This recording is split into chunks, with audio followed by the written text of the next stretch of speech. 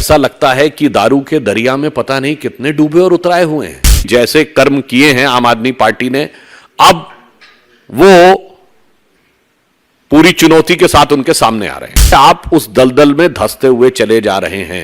आम आदमी पार्टी जो भारत की राजनीति में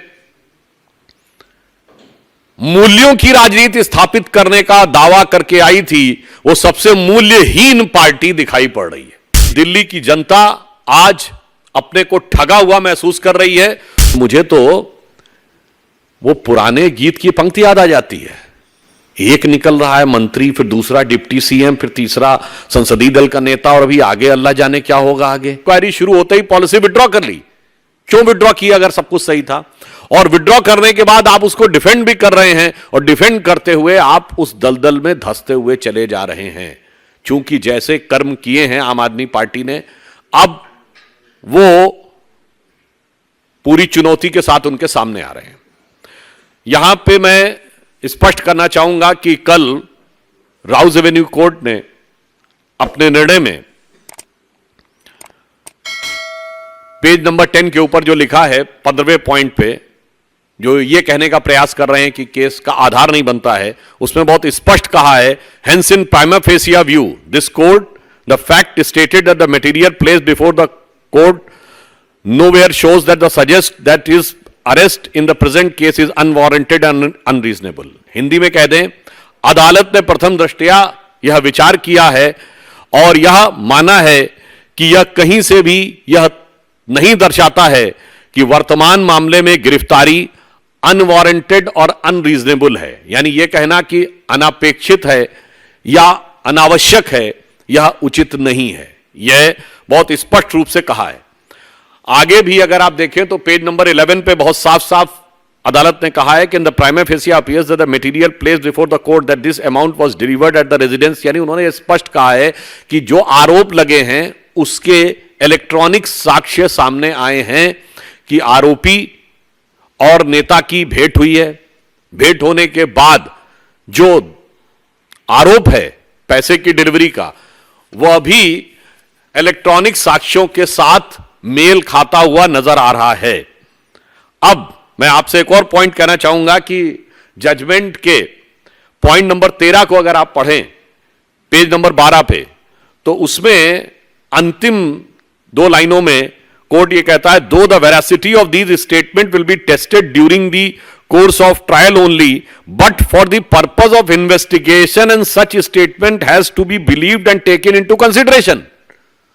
उन्होंने कहा कि वास्तविकता में दोष का निर्धारण जांच के बाद होगा, पर प्रथम दृष्टया जो साक्ष्य हैं वो विश्वास करने योग्य और कार्रवाई शुरू करने योग्य नजर आ रहे हैं। तो अब इसमें कोई किंतु परंतु का स्कोप नहीं है। आगे भी बिंदु क्रमांक 14 में कोर्ट कहता है, the material placed before the court and its direct nexus with the activities pertaining to the proceedings of the crime and the present case by way of receiving the above amount of rupees 2 crores have been shown his sustained and custodial integration appears necessary। अर्थात न्यायालय यह कह रहा है कि जिस प्रकार के साक्ष्य आए हैं उसमें पैसे के लेन देन को लेकर जो तथ्य सामने दिखाई पड़ रहे हैं उनके अनुसार यह हिरासत में रखकर पूछताछ नेसेसरी अर्थात आवश्यक प्रतीत होता है। मुझे लगता है कि अब इसके बाद जो आम आदमी पार्टी जो भारत की राजनीति में मूल्यों की राजनीति स्थापित करने का दावा करके आई थी, वो सबसे मूल्यहीन पार्टी दिखाई पड़ रही है। और मैं कह सकता हूं कि दिल्ली की जनता आज अपने को ठगा हुआ महसूस कर रही है।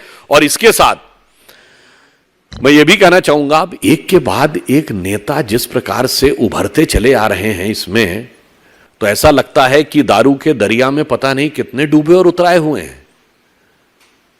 और मुझे तो वो पुराने गीत की पंक्ति याद आ जाती है। एक निकल रहा है मंत्री, फिर दूसरा डिप्टी सीएम, फिर तीसरा संसदीय दल का नेता, और अभी आगे अल्लाह जाने क्या होगा आगे। तो मुझे वह पंक्ति याद आती है, जिसको देखो वही आज मदहोश है। आज तो ये दीवाना गजब ढा गया, मतलब अब एक के बाद एक जिस प्रकार के कैरेक्टर्स उभर के सामने आते जा रहे हैं, मुझे लगता है इसके बाद श्री केजरीवाल जी की बातों की निर्लज्जता और धृष्टता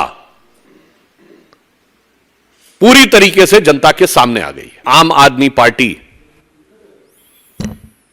का किरदार अब तार तार होता हुआ जनता के सामने नजर आ रहा है।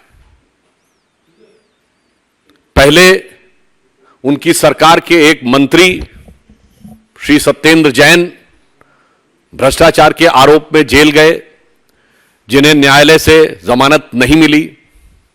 फिर एक स्टेप और ऊपर गया, उप मुख्यमंत्री मनीष सिसोदिया जी जेल गए, और अब आम आदमी पार्टी के संसदीय दल के नेता श्री संजय सिंह, कोई सामान्य व्यक्ति नहीं है, संसदीय दल के नेता हैं, leader of the parliamentary party, वो भ्रष्टाचार के आरोप में रिमांड पर हैं।